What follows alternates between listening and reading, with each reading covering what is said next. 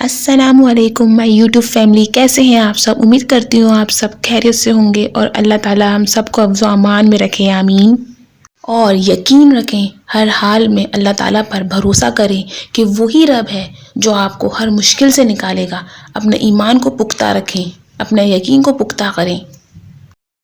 یہ ایک عورت کی کہانی ہے جس کا شوہر فوت ہو چکا تھا۔ وہ اپنی بیٹی اور بوڑھے باپ کے ساتھ رہتی تھی۔ وہ لوگ انتہائی غریب تھے۔ غربت کا یہ عالم تھا کہ گھر میں کسی دن پکانے کے لیے کچھ ہوتا تھا اور کسی دن فاقہ کرنا پڑتا تھا۔ اگر صبح کچھ کھانے کو مل گیا تو رات کو بھوکا سونا پڑتا تھا۔ وہ چھوٹی سی فیملی اس حال میں بھی اللہ کا شکر ادا کرتے زندگی گاڑی گزر بسر کر رہے تھے۔ وہ عورت کہتی ہے کہ ایک دن ہم صبح سے بھوکے تھے اور شام ہو گئی تھی، لیکن کھانے کی کوئی امید نہ بنی۔ بھوک کی وجہ سے ہم پریشان تھے اور پھر ہوا یوں کہ شام میں بچی بھی بیمار پڑ گئی۔ بخار ہو گیا اسے بہت تیز، اور کچھ ہی گھنٹوں کے بعد بخار میں تیزی آ گئی۔ گھر میں تو کھانے کو کچھ نہیں تھا، دوائی کے پیسے کہاں سے آتے، ڈاکٹر کو چیک اپ کیسے کرواتے۔ عجیب بے بسی اور بے کسی کا عالم تھا۔ میرے سامنے میری بیٹی صبح سے بھوکی تھی اور بخار سے تڑپ رہی تھی، اور میں بے بس تھی اور بے اختیار میری آنکھوں سے آنسو جاری ہو گئے تھے۔ پھر میں نے اپنے ہاتھ پھیلائے اور آسمان کی طرف دیکھا اور رو رو کے اللہ تعالیٰ سے فریاد کی، اے خدا، میں تجھ پر ہی بھروسہ کرتی ہوں اور تجھی سے ہی مدد مانگتی ہوں۔ بے شک اس مشکل میں، آزمائش کی گھڑی میں تو ہی میری مدد کرے گا اور تو ہی ہمارے لیے کوئی وسیلہ بنا سکتا ہے، تو ہی ہماری مدد کر سکتا ہے۔ رو رو کر دعا کرنے کے بعد میں اٹھی اور وضو کیا، بچی کے ماتھے پر پانی میں بھگو کر گیلی پٹی رکھی اور خدا کے حضور کھڑی ہو گئی۔ نوافل ادا کر کے خدا کے حضور اپنی بیٹی کی صحت یابی کے لیے خوب دعائیں کیں۔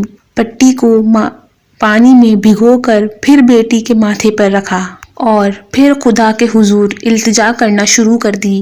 خدا سے پورے یقین، بھروسے اور امید کے ساتھ مانگنے لگی، اس یقین کے ساتھ کہ خدا اپنی رحمت کا کوئی نہ کوئی دروازہ ہمارے لیے ضرور کھولے گا۔ اور یہ عمل میں نے جاری رکھا۔ پھر ایک دفعہ میں جب بچی کی پٹی تبدیل کر رہی تھی تو میں نے دروازے پر دستک کی آواز سنی۔ میں اور میرا بوڑھا باپ پریشان ہو گئے کہ رات کے اس پہر کون آ سکتا ہے۔ یہ ہمارا وہم تو نہیں، لیکن جب دستک دوبارہ ہوئی تو میرے والد صاحب اٹھے اور انہوں نے جا کر پوچھا کہ کون ہے، تو جواب آیا، میں ڈاکٹر ہوں۔ میں اور میرے والد نے ایک دوسرے کو حیرت سے دیکھا کہ ڈاکٹر کیسے آ گیا اور اس کو کس نے بلایا ہے۔ خیر، میرے والد صاحب نے دروازہ کھول دیا اور ڈاکٹر اندر آ گئے، اور وہ تھوڑے جلدی میں تھے۔ انہوں نے پوچھا کہ مریض کہاں ہے۔ پھر میں اسے اپنی بیٹی کے پاس لے گئی اور ڈاکٹر صاحب نے بچی کو چیک کیا، اپنے بیگ میں سے انجیکشن نکالا اور اسے دوائی دی اور ہدایت دی کہ یہ دوائی دن میں 3 دفعہ استعمال کرائیں، بچی ٹھیک ہو جائے گی۔ بچی کا چیک اپ کرنے کے بعد ڈاکٹر صاحب نے کہا، لائیں میری فیس دیں اور میں چلتا ہوں۔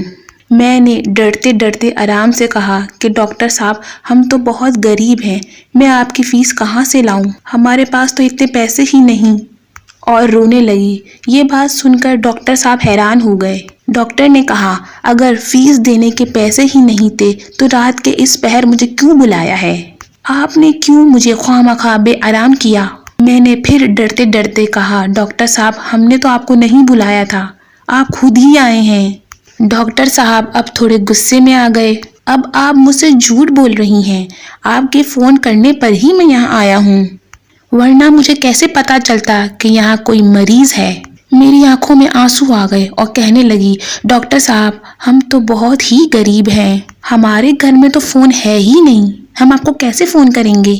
آپ لگتا ہے غلطی سے ہمارے گھر آ گئے ہیں۔ اب ڈاکٹر صاحب تھوڑے سوچ میں پڑ گئے۔ کیا یہ فلاں شخص کا گھر نہیں ہے؟ نہیں ڈاکٹر صاحب، فلاں شخص تو ہمارا ہمسایہ ہے، ساتھ والا گھر ہے اس کا۔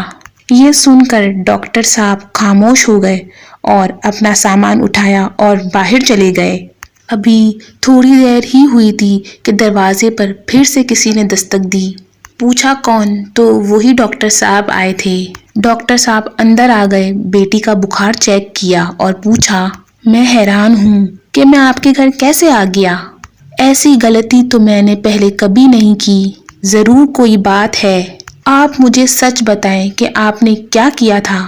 تو میں نے ڈاکٹر صاحب کو ساری بات بتا دی کہ کس طرح پریشانی اور بے بسی کی حالت میں اپنے رب کو پکار رہی تھی، اس کے آگے فریاد کی تھی، دعائیں کی تھی، اور میرا تو یہ یقین ہے کہ اس پروردگار نے ہی آپ کو یہاں بھیجا ہے۔ یہ ساری بات سننے کے بعد ڈاکٹر صاحب کی آنکھوں میں آنسو آ گئے۔ وہ فوراً اٹھ کر باہر چلے گئے، اور جب وہ تھوڑی دیر کے بعد واپس آئے تو ان کے ہاتھ میں کھانا، بچی کی دوائیں اور گھر کا ضروری سامان تھا۔ انہوں نے سارا سامان میرے ہاتھ میں سمایا اور بولے کہ مجھے یقین ہو گیا ہے کہ تمہارے گھر میں غلطی سے نہیں آیا تھا، بلکہ تمہارے گھر کا راستہ مجھے میرے رب نے دکھایا ہے، مجھے میرے رب نے یہاں بھیجا ہے۔ اس نے تمہاری ساری دعائیں سن لی اور مجھے یہاں تک تمہاری مدد کے لیے بھیجا ہے، اور آج سے تم تینوں کی کفالت میری ذمہ داری ہے۔ تو دیکھا آپ نے، یہ اس عورت کی بھروسے کی کہانی ہے کہ کس طرح اس نے اللہ تعالیٰ سے فریاد کی، اللہ تعالیٰ پر بھروسہ رکھ کے دعائیں مانگی، اور اللہ تعالیٰ نے کس طریقے سے اسباب بنائے، کیسے اس نے مشکل حالات میں بھی، جب کوئی امید، کوئی رستہ ہی نہیں تھا، اس نے رستہ بنایا، اس نے وسیلہ بنایا، اور اللہ تعالیٰ پر ہی اس عورت نے اتنا پکا بھروسہ رکھا، یقین رکھا، اور اس سے ہی اپنی مدد کے لیے پکارا۔ تو اسی طرح اگر ہم بھی اللہ تعالیٰ پر اسی طریقے سے بھروسہ رکھیں، اپنی پریشانیاں، اپنی مشکلیں، اپنی مصیبتوں اسی سے شیئر کریں، اسی سے ہی مدد مانگیں، تو ایک وقت آتا ہے وہ ہماری فریاد سنتا ہے، ہمارے لیے رستے بناتا ہے، ہمارے لیے وسائل پیدا کرتا ہے، اور وہاں سے رستے بناتا ہے جہاں سے ہم سوچ بھی نہیں سکتے، ہمارا گمان بھی نہیں جاتا، اللہ تعالیٰ ہمارے لیے وہ رستے نکال دیتا ہے۔ اور مسلمانوں کو تو اللہ تعالیٰ پر پورا بھروسہ، پورا کامل یقین رکھنا چاہیے، اور اس کے سوا ہے ہی کون ہمارا جو ہماری سنے گا، ہماری فریاد سنے گا، ہماری ہر مشکلیں دور کرے گا؟ کوئی نہیں ہے اس کے سوا۔ جو کوئی پریشانی، مشکلوں سے گزر رہا ہے، وہ جا نماز پر بیٹھ کر اللہ تعالیٰ سے اپنے دل کی ساری فریاد کرے، اس کے سامنے گڑ گڑائے، اس سے معافی طلب کرے، اور سچے دل سے اس سے مدد مانگے۔